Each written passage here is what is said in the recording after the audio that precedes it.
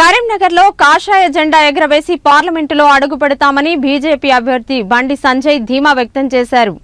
Parliament ఎన్నికల ప్రచారంలో భాగంగా తిమ్మాపూర్ మండలంలో ఆయన ప్రచారం చేశారు. పలు గ్రామాల్లో ఆయన పర్యటించి ఓట్లు అభ్యర్థించారు. ఈ సందర్భంగా రామకృష్ణ కాలనీ గ్రామంలో పలువురు యువకులు పార్టీలో చేరగా బండి సంజయ్ కండువా కప్పి ఆహ్వానించారు. నల్లగొండలోని లక్ష్మీ నృసింహస్వామి ఆలయంలో ప్రత్యేక పూజలు చేశారు. మొగిలిపాలెం గ్రామంలో పలువురు బండి సంజయ్కి పూలమాల వేసి సన్మానించారు.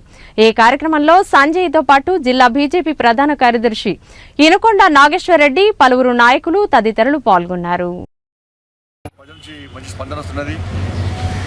గ్రామాలు యువకులు చిన్న పెద్ద తేడా లేకుండా అందరూ కూడా భారతీయ జనతా పార్టీలో చేరి దేశం కోసం, ధర్మం కోసం, సమాజం కోసం అయితే భారతీయ జనతా పార్టీ కార్యాన్ని నెరవేర్చడానికి అలా ఎన్నికల్లో పోటీ చేస్తుందో ఆ కార్యాన్ని నెరవేర్చడానికి, ఆ లక్ష్యాన్ని చేరుకోవడానికి ప్రతి పౌరుడు, ప్రతి భారతీయుడి వల్ల దీనిలో భాగస్వామ్యం కావడానికి అలా పెద్ద ఎత్తున భారతీయ జనతా పార్టీ ఎడుతున్నారు. స్పందన బాగా వస్తున్నది. మోడీ గారిని తిరిగి ప్రధానమంత్రి చేయడము